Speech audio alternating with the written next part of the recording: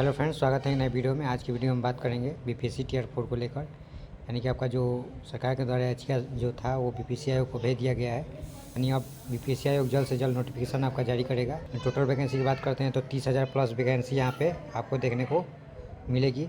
30,000 plus vacancy अब की बार BPSC tier 4 में आ रही है। इसमें सबसे ज़्यादा सीट 11 से 12 क्लास के लिए है और सबसे कम सीट है प्राइमरी क्लास के लिए 1 से लेकर 5 क्लास तक के बच्चों के लिए। यहाँ पे सीटों की संख्या थोड़ी कम है, ठीक है। कि लगभग यहाँ पे 3,000 प्लस सीट है प्राइमरी स्कूल के लिए। तो ये तो था आपका बीपीएससी टीयर 4 से रिलेटेड याचिका जो थी, आपको वो बीपीएससी के पास भेज दी गई है। और आपका जो नोटिफिकेशन है वो 15 अगस्त से पहले आपको देखने को मिल जाएगा।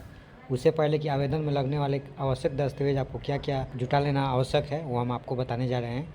इसमें आपको क्या क्या चीज़ आपको लगेगा आवेदन जब आप करने जाएंगे, तो उस टाइम आपको क्या क्या कौन कौन सा दस्तावेज आपको देना होगा। क्योंकि बहुत सारे बच्चे बहुत सारा गलती करते हैं, जब नोटिफिकेशन आता है तब जाके वो आवेदन इकट्ठा करने लगते हैं, तब तक बहुत देर हो जाता है। क्योंकि आवेदन कोई भी अगर आपको नहीं बनता है तो कम से कम 15 से 20 दिन लग जाता है आवेदन बनाने में।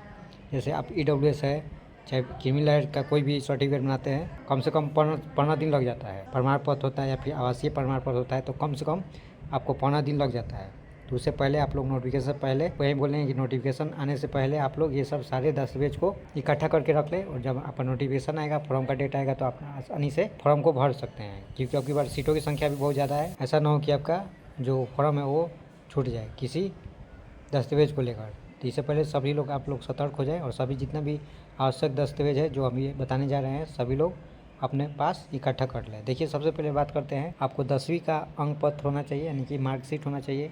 साथ ही साथ उसका मूल प्रमाण पत्र होना चाहिए, यानी जिसके जन्म तिथि प्रमाण पत्र हेतु ये लगता है। तो सभी का आपका 10वीं का अंक पत्र होना चाहिए और साथ साथ मूल प्रमाण पत्र आपको यहाँ पे देना पड़ेगा, ठीक है। ये तो पहला हो गया। उसके बाद क्या करना है, उसके बाद इंटरमीडिएट का आपका अंक पत्र, यानी जो मैट्रिक का अंक पत्र होता है उसी तरह से इंटरमीडिएट का भी अंक पत्र होता है, मार्कशीट होता है, वो उसको आपको यहाँ रखना है। और साथ साथ आपका मूल प्रमाण पत्र होता है वो भी आपको रखना है। अगर नहीं है तो अभी जाकर कॉलेज से उसको निकलवा लेना है, ठीक है। उसके बाद आप ग्रेजुएशन किए हैं तो ग्रेजुएशन का आपका सर्टिफिकेट लगेगा, मार्कशीट लगेगा और मूल अस्थायी प्रमाण पत्र जो होता है वो देना पड़ेगा।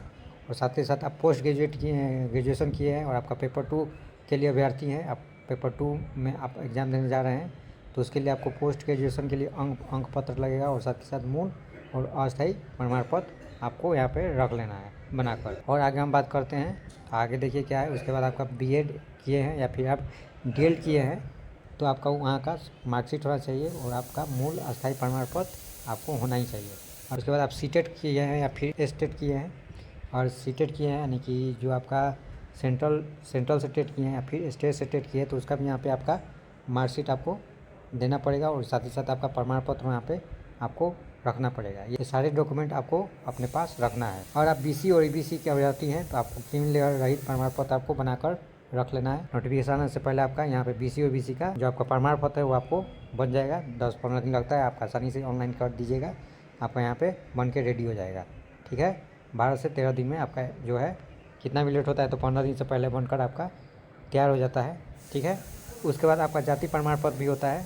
अगर आप विवाहित महिला हैं, आप जाति प्रमाण पत्र पिता के नाम से बनेगा, ठीक है। और आपका शादीशुदा हैं, आप विवाहित महिला हैं तो आपका जो प्रमाण पत्र बनेगा वो पिता के नाम से ही आपको बनाना होगा। तो ये बात आप लोग ध्यान रखिएगा, विवाहित महिला के लिए यहाँ पे बात किया जा रहा है। अब देखिए, हम आगे बात करते हैं। आपका जाति प्रमाण पत्र हो गया। अब हम आपका बात करते हैं आवासीय प्रमाण पत्र। अगर आप बिहार के निवासी हैं, बिहार के आप अस्थायी निवासी हैं और आप आरक्षण का लाभ उठाना चाहते हैं तो आपका आवासीय प्रमाण पत्र आपको देना पड़ेगा।